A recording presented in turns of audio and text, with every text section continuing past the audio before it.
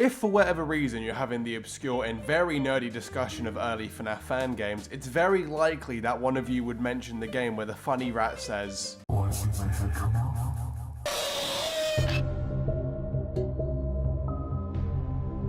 Five Nights at Treasure Island is one of the earliest adopters of the FNAF fan game formula, releasing a whole 4 months after FNAF 1 on December 1st, 2014, predating the original Five Nights at Candy's, which really kicked off the FNAF fan game craze. The game is based off of the Abandoned by Disney creepypasta, which is based off of the very real Treasure Island resort that was abandoned by Disney. Get it? Get it? Funny reference. He said it! He said it! To this day, the resort is still abandoned, completely taken back by nature. I'm not going to go into too much detail about Treasure Island or the creepypasta itself, but if you're interested in the topic and have somehow never heard of these two things before, I recommend looking up the thousands of videos covering the topic. It's an interesting rabbit hole. FNATI absolutely exploded in popularity when it dropped, thanks to it coming hot off the heels of the original FNAF game. The internet was obsessed with the sit and survive genre mixed with distorted childhood characters at the time, so when FNAF fans found out a fan project of their new obsession based on Disney dropped, you best believe the community was all over that shit. The dev himself, Conrad, didn't anticipate this level of exposure and hype as he just made the game for fun, but he decided to lock in anyways and keep working on the game, releasing version after version after version, with the game not actually wrapping up development until 2020. More commitment than CD Projekt Red had for Cyberpunk. Throughout the game's development, it was thrown all over the place between different devs that had some involvement in the original game's inception, until eventually the IP was handed over to one Radiance team in April of 2019. Radiance team is a multimedia group mainly comprised of developers focusing on making and publishing indie horror titles. They weren't really put onto the map until after they acquired FNATI and released the remake of the original game in 2020, simply titled Five Nights at Treasure Island, followed up by a sequel to the remake called Oblitus Casa in 2023, which then had a remake of the sequel to the remake of FNATI in 2024 called Oblitus Casa 2.0. It's a game about a rat. Why did they focus on it so much? Getting back on track, what exactly is the purpose of this video? Well, video game remasters and remakes are a form of sensitive topic among the gaming community. Many remasters can feel inferior to the original title and hurt the legacy of the IP. Looking at you, Sonic Colors Ultimate. While other times, it can feel like a warm welcome addition to the series and help introduce a modern audience to an already existing franchise thanks to the power of modern hardware, as well as allowing devs to revisit the past and improve upon their work with better technology and understanding of the industry. My question is, did Team Radiance make a good and necessary remake of FNATI, or do we have another Sonic Colors Ultimate in our hand? I'm going to be playing both the original demo and Radiance Team's remake, comparing aspects like gameplay and graphics, while highlighting their differences to determine whether the remaster was good or should we have left Mickey's head in the past.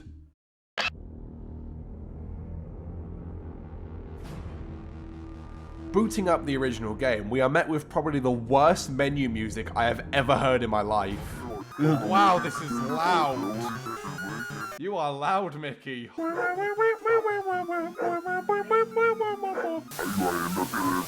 He's reading out the malware that's being installed to my PC right now. The menu's a banger. That. Don't even. The menu music's a banger. Why is it so loud?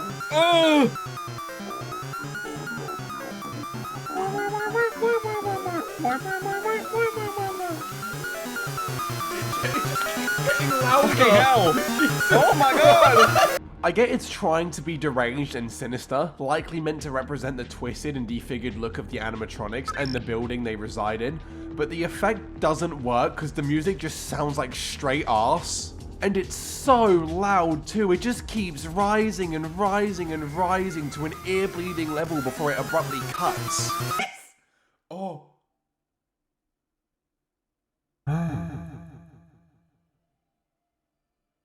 Wanna see my head come off? He said the thing! He said the thing! The night starts with a classic FNAF phone call from our pal Greg. He does some generic lore drop, Alabama gets mentioned cause yes, and also shits on the player for just existing. Thing is though, you look like someone who doesn't care. You just want to let your time run out and get your credits. For this night, we only have one threat to deal with, in the form of Photo negative Mickey. Greg explains how when Mickey enters the office, you simply need to shut off one of the cameras. This will create a noise that will distract Mickey and lead him out of your office. Except it doesn't fucking work. Rather, when Mickey entered the office, I'd just hide under the desk, and after a while, Mickey would obviously get bored and just wander off. The Mickey's here! Is this how I beat How do the you know game? if he's gone? Am I doing the right thing? I think I'm doing something wrong. I think he's gonna kill me. Wanna see my Shut off head the come cameras. off? I'm dead. Oh, he's gone. Oh, he's gone. Oh, no, you did it. Oh, I did it. You just gotta do it for a very, very long time. Yeah. And to add insult to injury, this strat proved to have more consistent results than doing what the game wanted me to do. He dropped it. Oh, fuck. Oh, shit. Oh, no! I did the thing! I did the thing! I did the thing! The game's graphics are fine, considering it was made by one person in 2014. They don't look awful, and they definitely get the job done. It just doesn't hold the same atmospheric depth and charm seen in FNAF 1. Considering this place is meant to be abandoned, you think that it wouldn't be as bright as it is. It's absolutely impossible to miss a detail on the cameras, which hinders the whole mystery factor of Treasure Island. This could be due to the fact that FNATI was made on Game Maker Studio rather than Click Team, meaning stuff in the game is actual models rather than being PNGs and looping GIFs coming to kill you. Speaking of which, the models in this game are also just fine, like that's definitely Mickey if you inverted the colors. But similar issues to what I have with the environment, if this island is abandoned, then why is Mickey so clean? There isn't a speck of dust or dirt on the guy. You can see his body sparkling in the artificial lighting. Speaking of Mickey, there's two possible ways he can enter the office, with that being here and here. On top of that, if you're on the cameras, Mickey makes zero noise when he enters the room, requiring you to stay super concentrated throughout the night, and do a sweep of the room regularly to make sure he hasn't snuck into the office under your nose. It's easy to get carried away in a flow state and completely miss the fact that Mickey's in your room. And it's also entirely possible that you can do a sweep of the room and then open the camera right as Mickey enters. And you'd never know because, again, there's no sound cue to when Mickey enters, leaving the player in total darkness to when they're in danger. You could argue that this adds to the challenge, requiring the player to pay constant attention to their surroundings, but on the other hand, why should I be punished because I opened the cameras at the wrong time? I feel it just defeats the whole purpose of the game being sit and survive in the first place, but whatever. Nonetheless, we breezed through the night because Mickey appeared a grand total of twice in the whole 6-hour shift. That was so good! Oh, night 2. Time to upload this gameplay and get 16 million views. Moving on to night 2, we get our next phone call from Lisa. I think it's cool how there's multiple people that contact you throughout the game. It's a change from the usual phone guy formula where it's one guy, and if you hate how they sound or talk, well, you're fucked. However, this aspect of the game is ruined because... Hello? Oh my god! Hey, Jake, it's me, Lisa. Hi So, Lisa! from what I heard, Greg left you a pre-recorded message yesterday. Please turn your mic gain down. And also, Greg, as always, has left Why is she yelling the information at me? For some unfathomable reason, the dev decided, no, we don't need audio mixing for Lisa, and made her the loudest thing to ever be conceived by a human. Greg sounded absolutely fine. What the fuck went wrong with Lisa? Did you just forget to turn her down? I'm really dumbfounded by this. Anyways, in the middle of her yelling, she mentions how you'll have to deal with Oswald tonight, and all you have to do for him is the exact same thing you're already doing for Mickey. However, it's different because Oswald's black. His colors and textures were never finished, so he's really black, which means he can't be seen that easily. Is he now? Which means he's harder to spot on the cameras and in your office. When you consider this and the whole no sound cues thing, you think he'd be an interesting antagonist, right? Well, funny enough, I really couldn't fucking tell you. I don't know why, but Oswald never attacked during the whole of night 2. I never saw the fucker once. He just didn't care enough to try and fight me.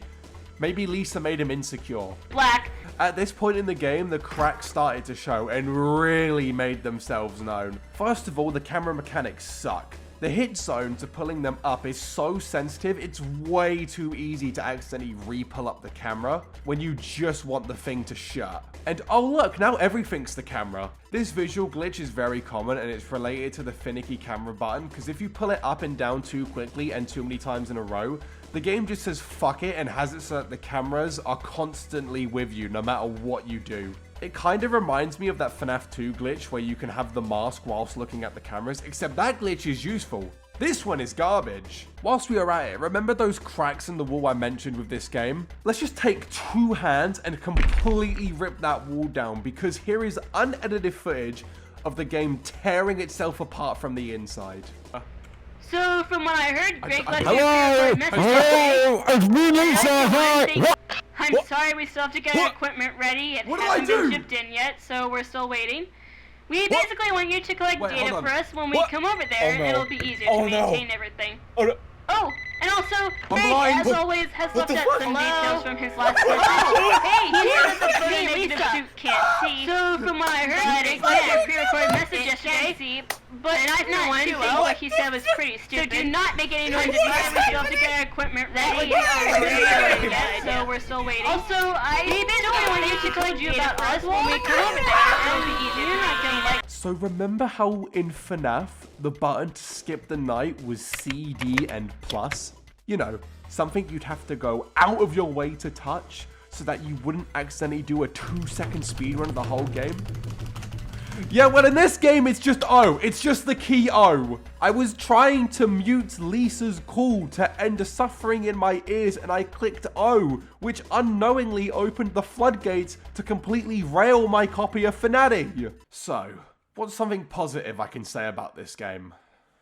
Let me just look at my notebook here.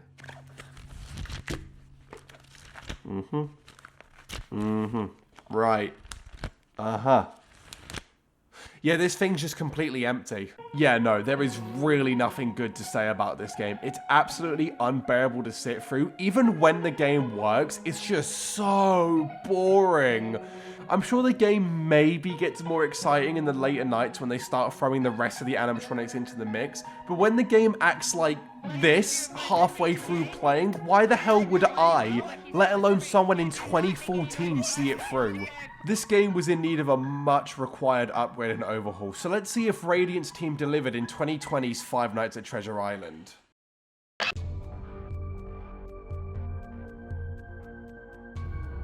Launching the game, my expectations were really low, to put it mildly. I had absolutely no clue what I was getting myself into, let alone if this remake was actually going to be any good. But my anxiety relating to this game were quickly diminished thanks to the main menu screen. I think the first thing you should test. O. Oh yeah. Try the letter O. The ambience is getting really loud. I think something's gonna happen. They just remixed it so it sounds nicer. So it's not. It's also not ear bleeding. Now that is how you do menu music. It's eerie, unnerving, uncertain, dramatic, and it isn't fucking. This is something I can actually listen to without being turned away from the game. It sets the atmosphere and tone for the game very nicely, and why is it getting louder? I think the Easter egg is not in the. Oh.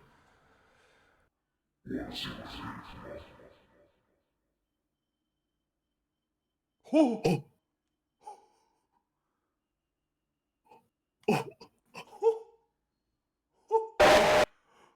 It crashes the game! Jumping into the game, the first thing I can point out is, holy, the graphics. The FNATI Remake, she tells you not to worry about type shit. This game is absolutely stunning to look at. The models in absolutely everything are so high-res and detailed beautifully. The animatronics have visible dirt and damage on them, almost like the island is abandoned.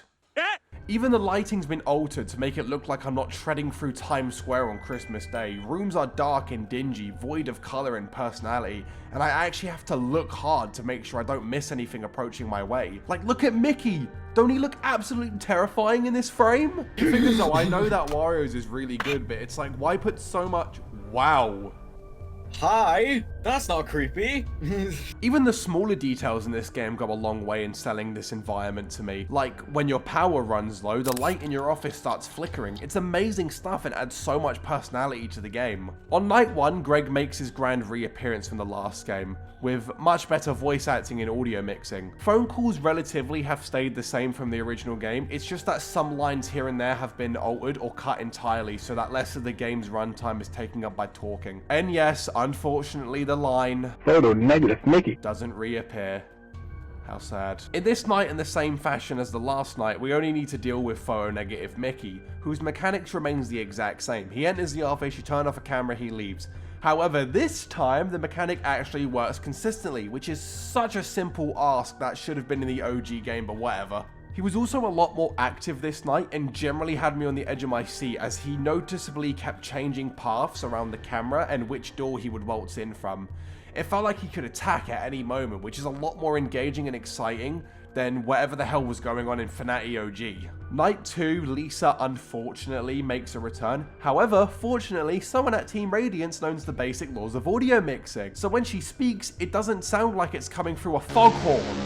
Because you know he's black. Yeah, he's black. Please tell me they kept that mine. Yeah, please tell me Lisa's in this game. Jake. Hello. Please say your name. Oh, Lisa! Hey. Yes! Lisa. I kept Greg Lisa. told me he left you a little message. She isn't really loud this time. Again, her dialogue remains basically the same, minus some slight tweaks and cutting, no longer highlighting the color of Oswald's skin. And speaking of Oswald, he's definitely here. Oswald works the exact same way as he was meant to from the OG. Walk in the office, turn off camera, he leaves, except this time the fucker actually showed up, so he gets brownie points for that alone. Despite the fact the game makes Oswald's darker colors an important aspect to his mechanic, I never found myself struggling to find Oswald at any given time. When he enters the office, he always sits at the back middle part of the room, and everything other than his face are shrouded in darkness, making him relatively noticeable when it matters most. But hey, he's actually here, bravo, A for effort! Something I haven't mentioned yet is the post-night cinematics. After the first 2 nights, we were shown these cutscenes of someone being locked up in this cage-type room as howling noises echo through the cold concrete infrastructure. On the second cutscene, the howling makes itself known in the form of Shadow Mickey, who I'm pretty sure goes by the name of Mother. She's a completely original character for the remake and has a much more important role to the story in Oblitus Casa, but hey, I mean, it's cool that she's referenced here, especially as an original character, helping further divide this game from the original. Night 3, shit really starts to hit the fan. This guy called Henry calls us, pleading that we head into Pirate's Cavern after our shift to rescue him, confirming that the guy we play as in the cutscenes is in fact Henry. I could be wrong, do not quote me on this. Then all of a sudden, BAM! 3 new animatronics join the show, starting off with Donald. What's his deal, you may ask? Donald, you're gay! And so are you, Nicky. He's just loud and annoying and meant to distract you from the other threats, but I found him annoying if anything. He supposedly speeds up the movements of the other characters whilst being in your office, but I never noticed this. So yeah, Donald doesn't pass the vibe check, his shit's lame, shut off the camera and you're good to go. Goofy actually switches up the dynamic, as the camera shut off technique doesn't deter him. He might be deaf, I don't know. If he enters your office, all you need to do is hold control to hold still. This will lock your movement to a standstill and make it so that you can't access the cameras, with the trade-off being Goofy will think you vanished and leave the office. It definitely adds more layers to the gameplay, but a thin layer at best. I can appreciate that he's handled differently from everyone else, but it's just holding one button and then you win the game. Yay! Finally, Mib gets introduced this night, who has the award for making me soil my pants. Michael! Who are you? As much as this game improves upon the original game's downfall, the gameplay is just so bare bones and lacks too much challenge. All but one character is dealt with in the exact same way, barely even inciting you to look on the cameras unless you really need to. The game isn't bad by any means, trust me, I've seen worse. I just wish mechanically there was just a bit more going on to keep things exciting. Now, anyways, watch me die immediately when the game attempts something new.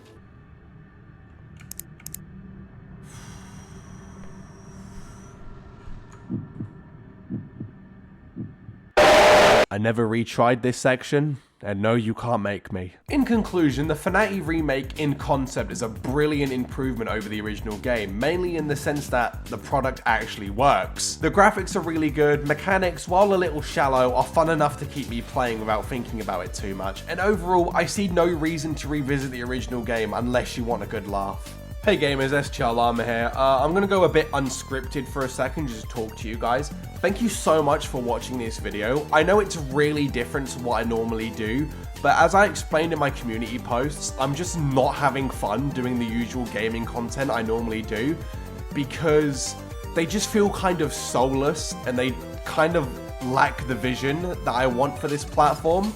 I want to try and always push the boundaries in the work I do, and the gaming videos, especially with the output they're doing performance-wise, are just not cutting it. So I just thought, fuck it, let's try something new. Let's do a video essay. I like watching video essays. Do you like watching video essays? Good. Make sure to like and subscribe. Now, before today's video ends, I have a special message from Conrad, otherwise known as Down Bad DDLC.